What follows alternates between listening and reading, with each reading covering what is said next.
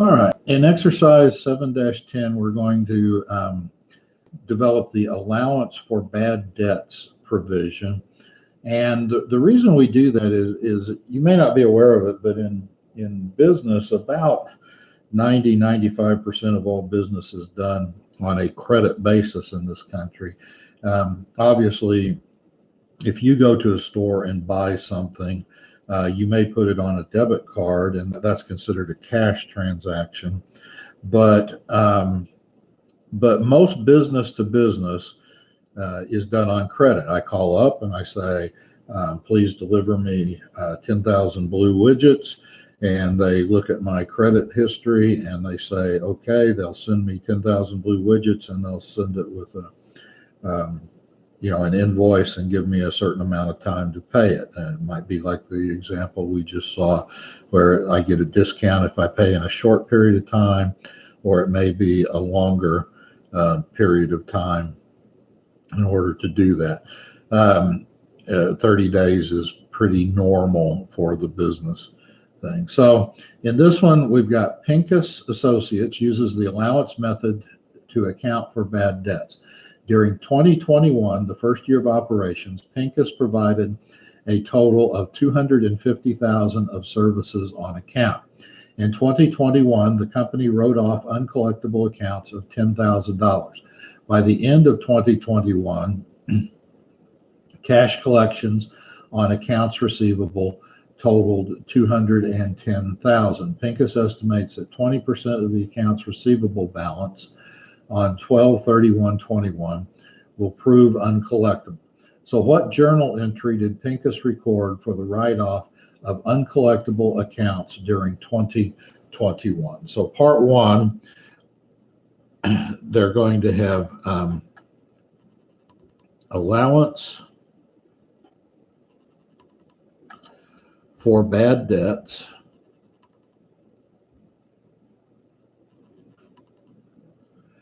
and that will be the $10,000.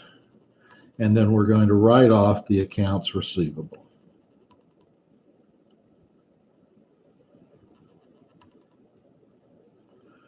For $10,000. All right, now notice I don't have a bad debt expense here yet, right? We use the allowance method, and we're actually writing the allowance for bad debt. So we're going to end up with a debit balance. The normal balance for allowance for bad debt is a credit balance. So we're actually going to have basically a negative allowance for bad debt. And we'll talk about that in just a second here as we go on. And then part two says, what journal entry should Pincus record to recognize bad debt expense in 2021? All right. So the first year of operations, they had a total of $250,000. And those were all credit sales, right? $250,000. And they also had cash collections on accounts receivable totaling $210,000. So that's going to give us $40,000 that is yet to be collected on that. All right. Okay. So now we are told in this problem that Pincus estimates that 20% of the account's balance on 2021 will prove uncollectible. Well, we also have to remember we wrote off $10,000, all right?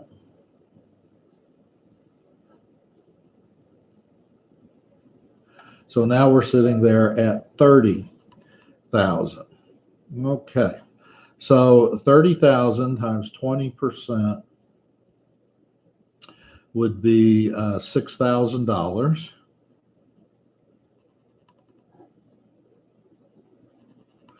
But remember, we wrote off the 10,000. So we need 16,000 in the allowance for bad debt account. So our journal entry here for part 2 would be bad debt expense for 16,000, and then we would have allowance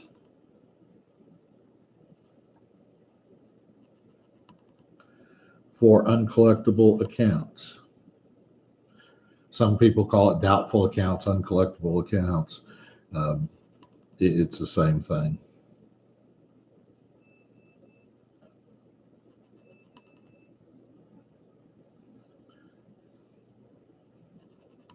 So now if we go to our T account, let's look what we have here. This is our allowance for uncollectible accounts. And so we wrote off 10,000, and then we wrote 16 was the total. And so our balance at the end of the year is 6,000, which is exactly what we calculated up there on the allowance. Now, the allowance method is GAAP. We have to do the allowance method for generally accepted accounting purposes, generally accepted accounting principles. And the reason for that is the principle of conservatism. We don't want it to look like our accounts receivable are better than they really are. So we have 30,000 in accounts receivable, but we net that out against the 6,000. So we would actually report on the balance sheet accounts receivable of 24,000. That's GAAP. Now, tax, you use the direct write-off method. And the reason that those two are different, the reason that tax is different than financial accounting principles is you have to look at what are you trying to prevent, right? And in financial accounting, you are trying to prevent management from looking too good. They're puffing their things in order to boost the price of their stock and that sort of thing. So you're preventing overstating your income, and we do that by taking that bad debt expense, accruing the bad debt expense at the time of sale. That's the matching principle, and it's based on the principle of conservatism.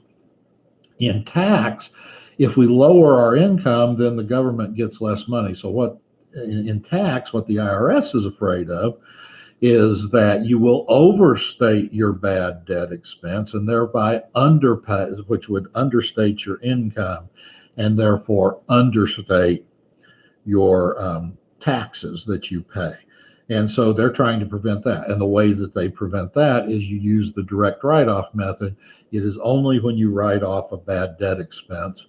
In this case, it would be 10,000 for the year instead of the 16,000 that we did for financial accounting principles. Now, I say that there are some exceptions to that in tax. If you are under regulatory accounting like a bank, then you don't have to do the direct write-off method. You can use the allowance method because another agency of the government specifies how much you're going to have to write off by evaluating your loan portfolio. So anyway, that is example 7-10, and so using the allowance method.